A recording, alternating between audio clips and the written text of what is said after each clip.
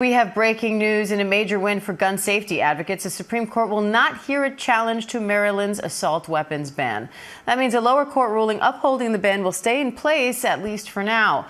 But that could change, with conservative Justice Brett Kavanaugh writing he expects the court to take another look at the issue in the next term or two. Well, the court didn't explain its decision, Diane, which is very interesting, but certainly, as you said, a win for gun safety advocates here. This was a law in Maryland passed back in 2013 after the Sandy Hook shooting in Connecticut took the lives of 26 people, including 20 children. We remember that horrific day. An AR-15 was used in that shooting. There's a quiet sort of violence and indifference.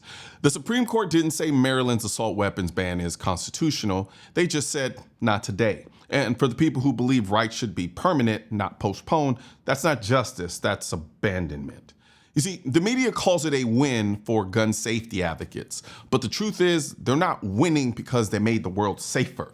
They're winning because the people who were supposed to stand guard just turned around and walked away. Let's look at what happened. Then I'll tell you what this is really about. And Maryland quickly followed suit. 9 states moved to ban assault weapons and magazines.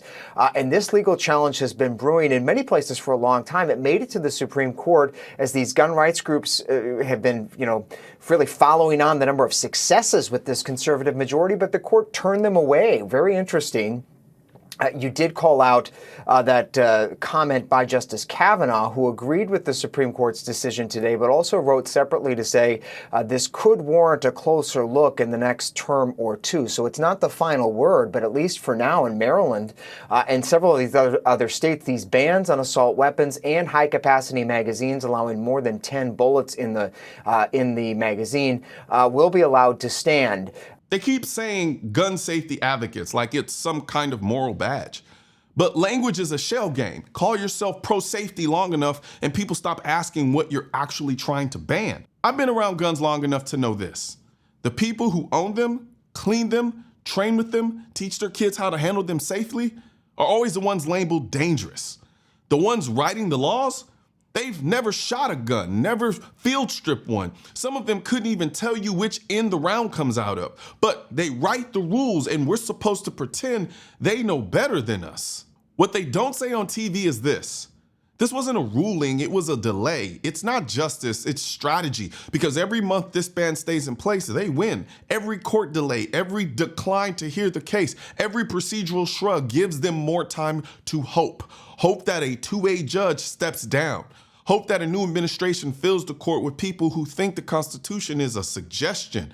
They're not afraid of AR-15s. They're afraid of what AR-15s represent. The idea that power doesn't only come from government, that maybe, just maybe, free people don't have to beg for protection.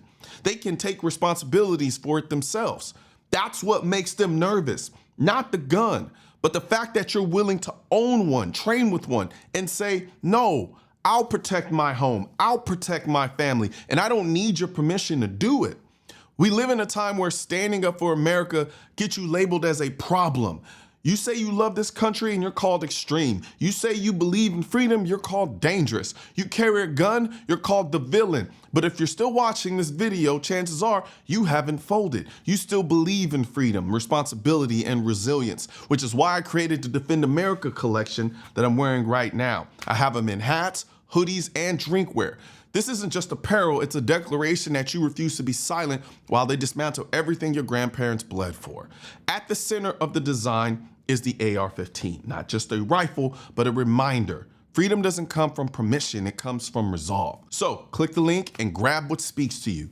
Defend America isn't a slogan, it's a promise. Now, I wish I could say this was surprising, but if you've been paying attention, you already know this wasn't about policy, it was about perception. They don't want the country to see strong, responsible people standing firm.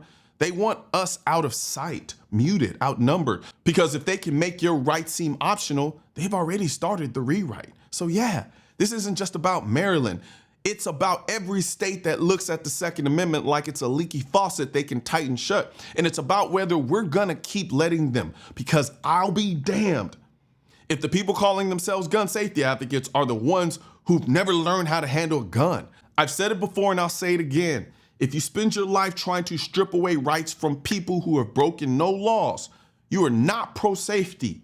you're just anti-freedom. The court didn't rule against us today, but it didn't stand with us either. So once again, it's on us.